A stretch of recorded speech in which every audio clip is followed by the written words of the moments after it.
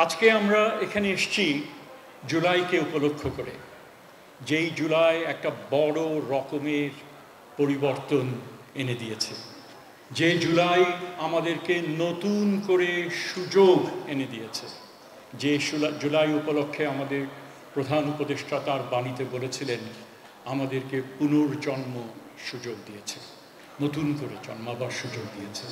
কেন? এবং আমরা মুখ্য যিনি প্রেজেন্ট করেছেন তার কাছ থেকে জানি কি ধরনের একটা পরিবেশের মধ্যে আমরা ছিলাম। গুম, বিচার বহির্ভূত হত্যাকাণ্ড থেকে শুরু করে আয়নাঘর, এই সমস্ত কিছু একটা ভীতিকর পরিবেশের মধ্যে ছিলাম, যেখানে রাষ্ট্র সমস্ত নাগরিককে জিম্মি হিসেবে রেখেছিল। এবং এই এমন একটা ব্যবস্থার মধ্যে শিক্ষার অবস্থা কি সঙ্গীন অবস্থায় ছিল সেটা আপনারা নিজেরাই সকলে জানেন। মুক্ত চিন্তার যেখানে সুযোগ থাকে না, সেখানে শিক্ষা কিভাবে বিকাশ লাভ করবে? মোটেই সেটা ছিল না। এবং শিক্ষা নিয়ে কত রকমের তুগলকি কাণ্ড হয়েছিল, আপনারাই সেগুলো আমার থেকে বেশি সেগুলো সম্বন্ধে আপনারা জানেন।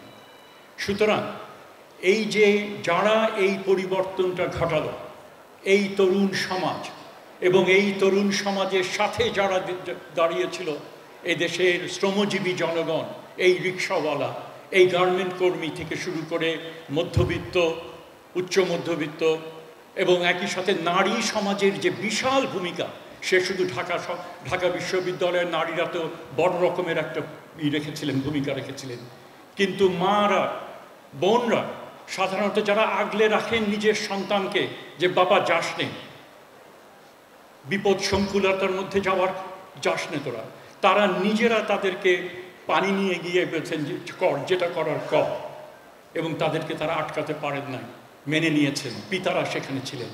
কাজে সকলের যে ভূমিকা, শিক্ষা পরিবারের, বিশাল যে শিক্ষা পরিবারের এই যে ভূমিকা, ছাত্রদের নেতৃত্বে যে পরিবর্তন ঘটেছিল, তার ফল আমরা এখন ভোগ করছি।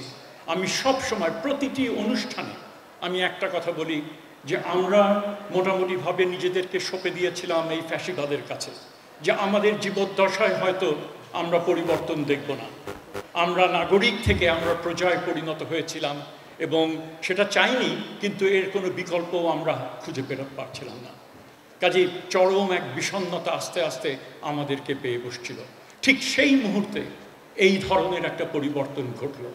আজকে যখন আমরা যখন কাজে যাই, বেড়াতে যাই, দেয়ালে যে লিখনগুলো, এই যে গ্রাফিটিগুলো, তরুণের কি আকাঙ্ক্ষা, সেই আকাঙ্ক্ষাগুলো সেখানে পরিষ্কারভাবে লেখা আছে।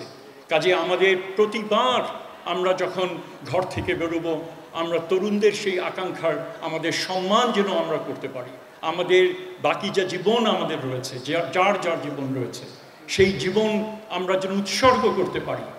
যেই তরুণদের উপলক্ষে আমরা আজকে নতুন করে নাগরিক অধিকারে যেটা নাগরিক অধিকার লাভ করে যে জীবন আমরা এখন পার করছি, তাদের যে চাহিদা, তাদের যে আকাঙ্ক্ষা, সেটা যেন আমরা বাস্তবায়ন করতে পারি। একই সাথে সেই তরুণদের আমরা বলবো, তোমরা নিজেরা দেয়ালের এই লিখনগুলি পড়ো, কি চিন্তায় তোমরা উজ্জীবিত হয়েছিলে, কি আশায় নিজেদেরকে জীবনকে তোমরা সঁপে দিয়েছিলে।